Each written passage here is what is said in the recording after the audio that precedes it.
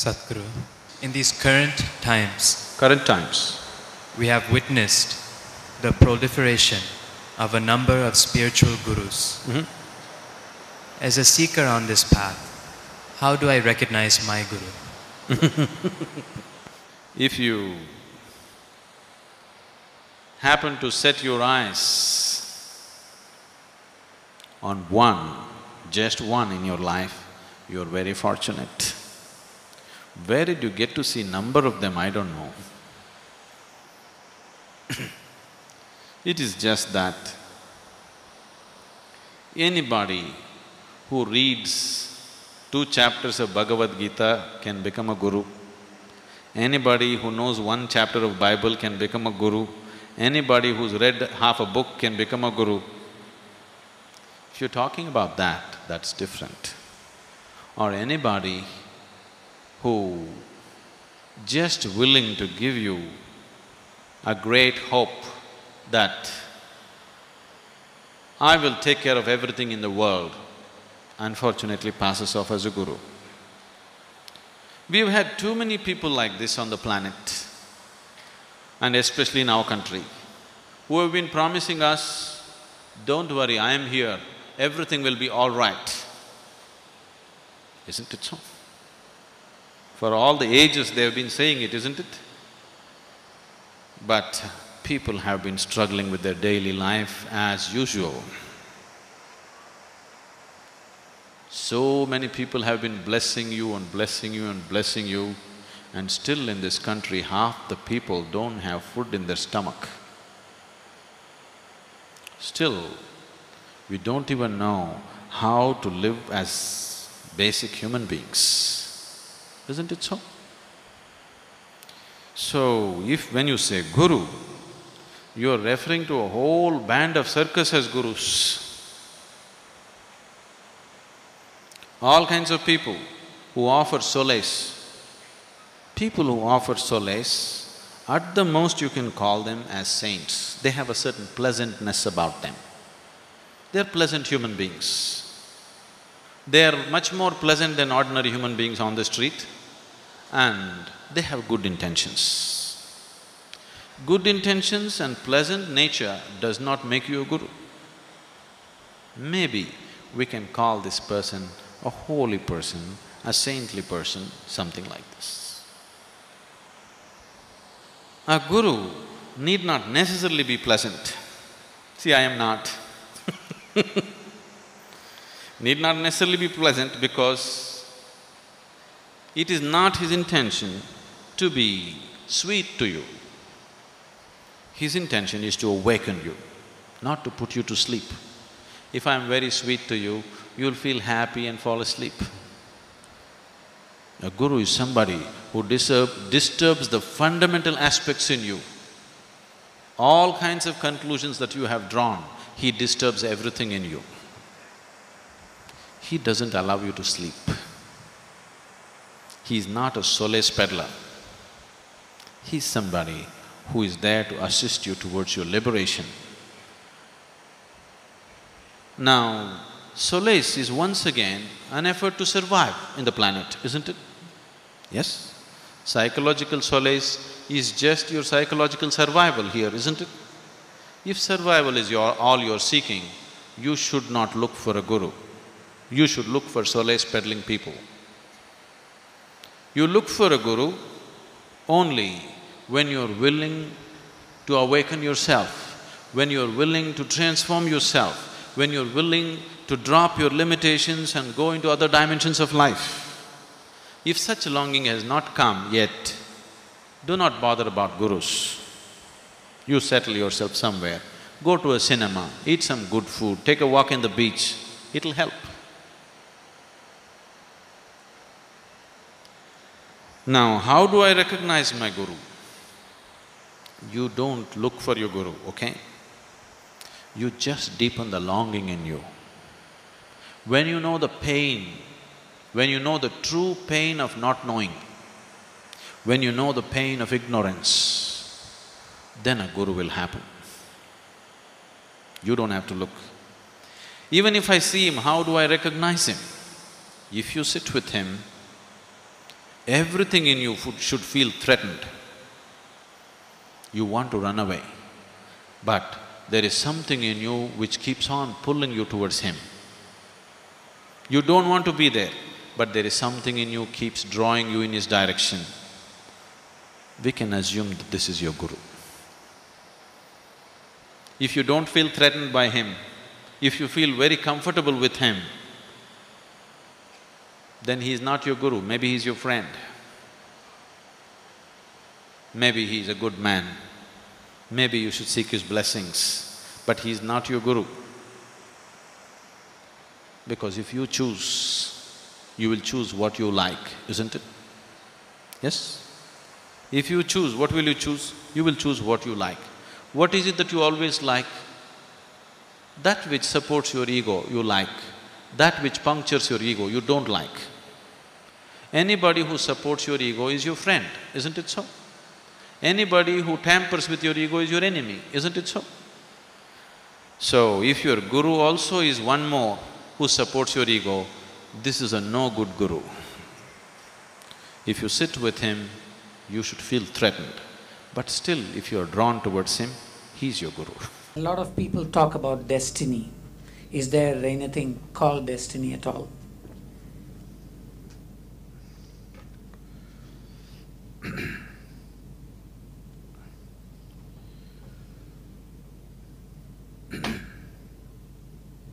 This has always been the fad in the world.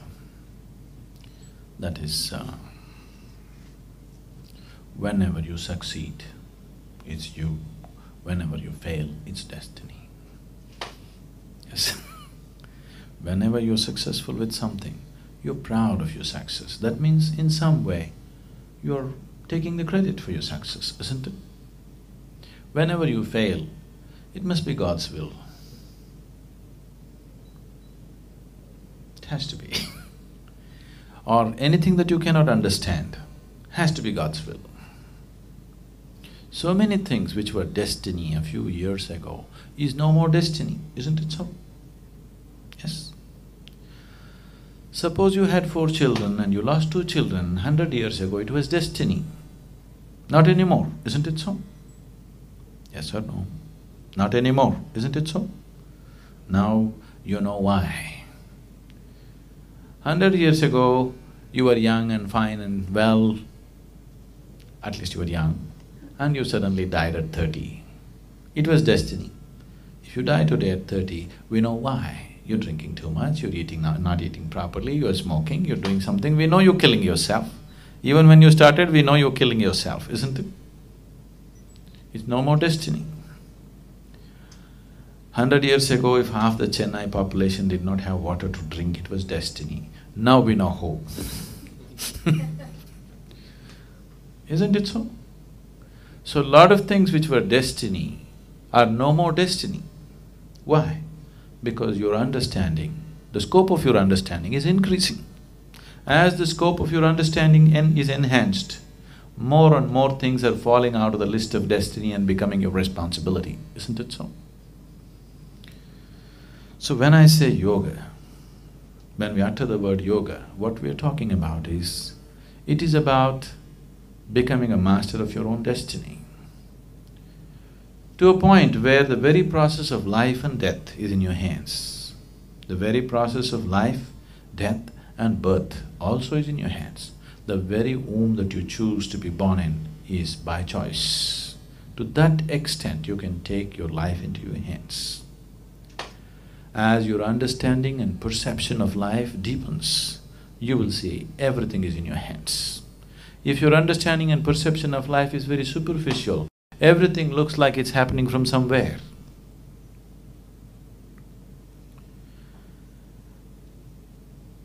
Lights go off right now. Ayo Shiva. Hasn't been the way? Hasn't that been the way for a long time? Yes or no? Even now in the village it's like that. Lights go off, it's God's doing. Now we know who, isn't it? If you're running a power company, now we know it's you. So, because our understanding and perception of life has been so limited, we have made everything into destiny.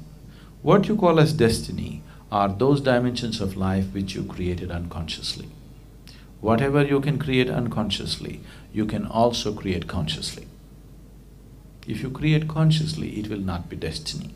If you create it unconsciously, it all seems to be destiny, but it's still your doing. In this country, there has never been any destiny.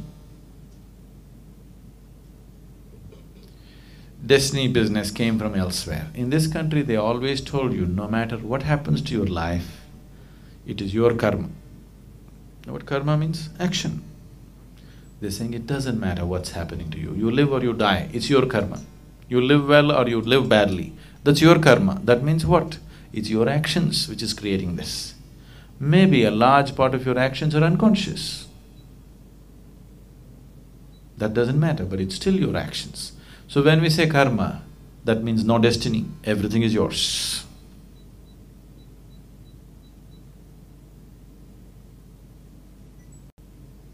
We're too much looking at the stars, isn't it? We're too much interested in various other planets except this planet.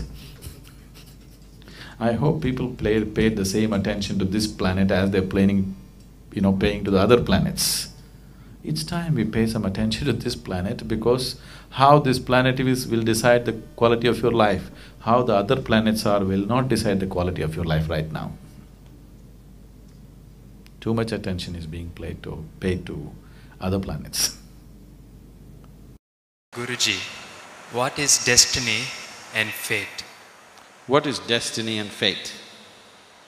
The sum total of all the impressions that you have taken in creates certain tendencies within you. Everything that has gone into you through five sense organs is recorded inside. An amalgamation of all these impressions that you have taken in the form of life starts creating their own tendencies. These tendencies tend to take you this way or that way.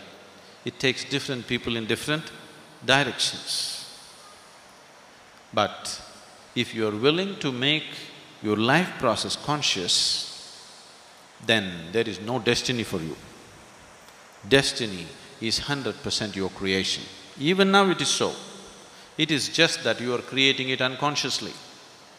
But you can also create it consciously to an extent that the very way you live, the very way you die will be by choice. The very womb that you choose will be by choice. You can take your destiny to your hands to that extent. The moment you say, I am on the spiritual path, what it means is that I have taken my destiny into my hands. Whatever my karma says, whatever my society says, whatever my parents were, that's not the point. I am going towards liberation and that's all. That means you've taken your destiny into your hands, isn't it? Yes?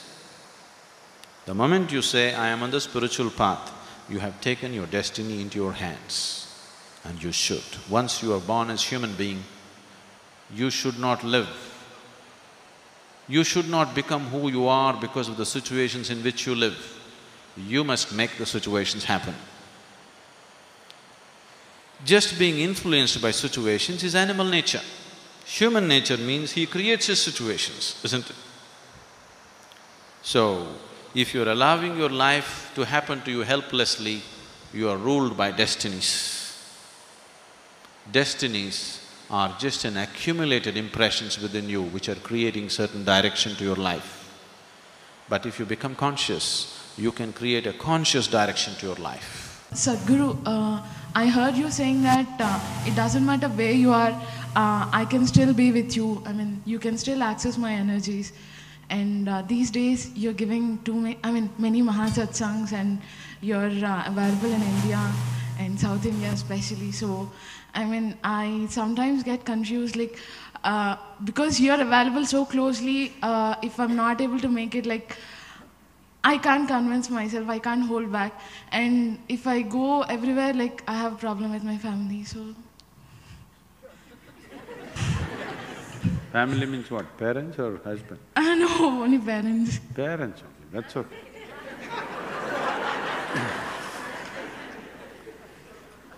But you tell me, you make it happen for people, to make it even more conducive so that they can access you if they're in your presence. I feel it when I come here, but in case if we are not able to make it till here, will you still be available for us? No, I thought you were consulting me how to solve the family problem.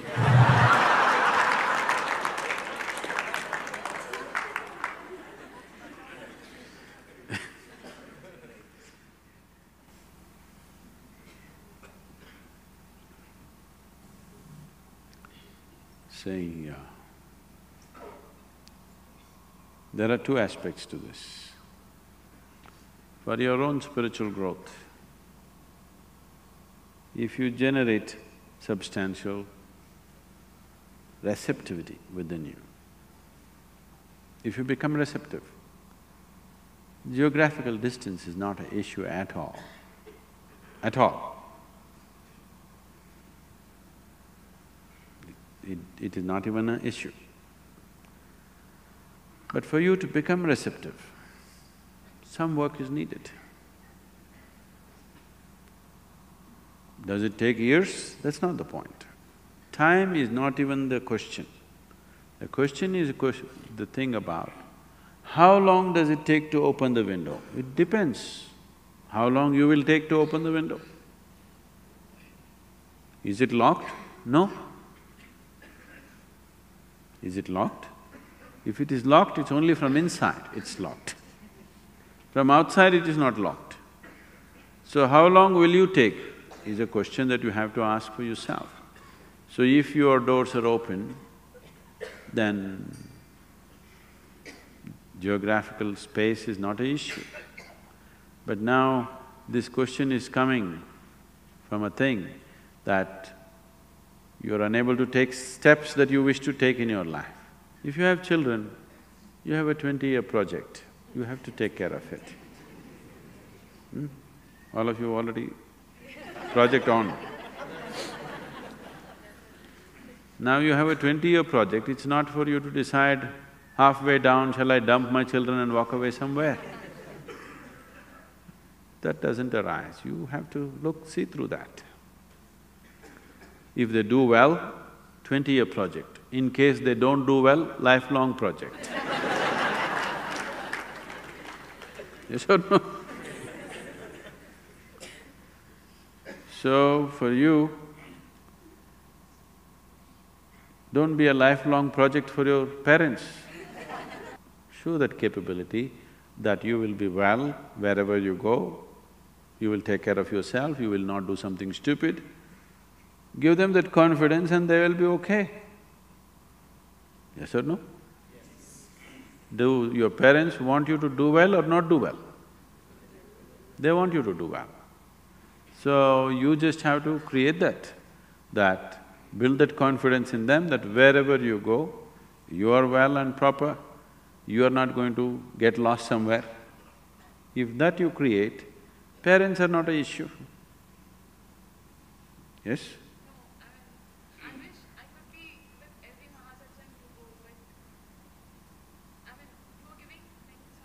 All right.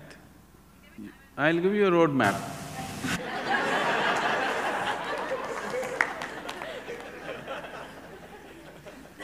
Leave that. Now, I told you, if you are open to it, geographical distance is not a distance. It's not at all a problem. But now you want to go and do something, you don't have to stop yourself. In your life, if you do not do what you care for now, what are you going to do with your life? Every human being should look clearly, not something fanciful today. You must look deep enough and see what is it that you really want to do and you must do it, isn't it? Otherwise, when are you going to do it? You will sit as an old woman and think, oh, I wish I had done this, I wish I had done that. Till now, every generation of women on this planet have gone like that. You are among the first generation of women who have the opportunity to do what you want to do. You must do it, isn't it? You must do it means not doing silly things. One reason Why they kept you under iron hand is because they believe that you will do silly pink things only.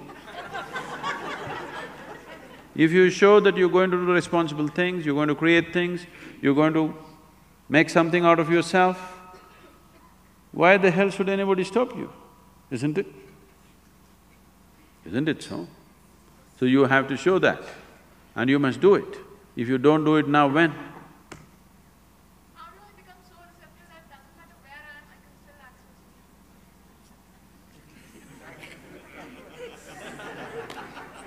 access you? Okay.